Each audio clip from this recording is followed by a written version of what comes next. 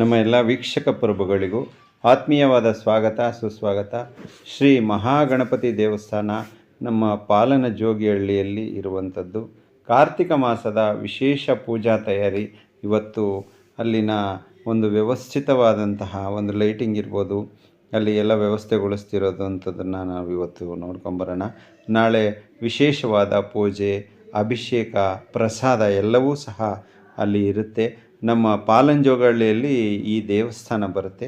ಅಲ್ಲಿನ ಸಿಬ್ಬಂದಿ ವರ್ಗದವರು ನಮ್ಮ ಈಶ್ವರನ ದೇವಸ್ಥಾನ ಸಹ ಅದರಲ್ಲಿದೆ. ಅಂದರೆ 108 ಲಿಂಗಗಳ ಈಶ್ವರನ ದೇವಸ್ಥಾನ, ಮತ್ತು ಮಹಾಗಣಪತಿ ದೇವಸ್ಥಾನ, ಪಾರ್ವತಿ ದೇವಸ್ಥಾನ, ಶ್ರೀ ಸುಬ್ರಹ್ಮಣ್ಯ ಸ್ವಾಮಿ ದೇವಸ್ಥಾನ, ಹೀಗೆ ನಮ್ಮ ಶಿವನ ಪರಿವಾರವೇ ಇಲ್ಲಿ ನೆಲೆಸಿರುವಂತಹ ಶ್ರೀ ಕ್ಷೇತ್ರ ಪಾಲಂಜೋಗಹಳ್ಳಿ ಮಹಾಗಣಪತಿ ದೇವಸ್ಥಾನ ಅಂತಲೇ ಪ್ರಸಿದ್ಧಿಯಾಗಿರುವಂಥದ್ದು.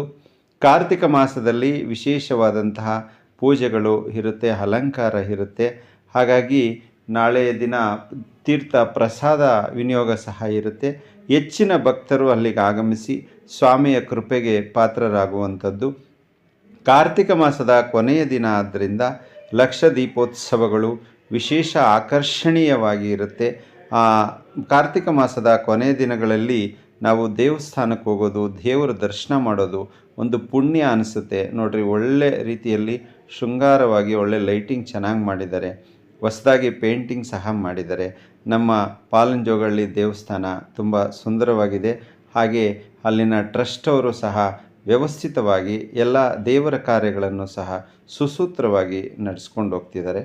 ಅವರೆಲ್ಲರಿಗೂ ಸಹ ನಮ್ಮ ಚಾನಲ್ ಪರವಾಗಿ ಧನ್ಯವಾದಗಳನ್ನು ಅರ್ಪಿಸೋಣ. ನಾಳೆ ದಿನ ಶ್ರೀ ಶಿವನ ವಿಶೇಷ ದಿನ ಆದ್ದರಿಂದ ಶಿವನ ದೇವಾಲಯಗಳಲ್ಲಿ ವಿಶೇಷವಾದಂತಹ ಅಲಂಕಾರ ಪೂಜೆಗಳಿರುತ್ತೆ. ನಾಳೆ ಭೇಟಿ ಕೊಟ್ಟು ಆ ಶಿವನ ಕೃಪೆಗೆ ಪಾತ್ರರಾಗೋಣ ಅಂತ ಹೇಳ್ತಾ, ಜೈ ಹಿಂದ್, ಜೈ ಕರ್ನಾಟಕ ಮಾತೆ.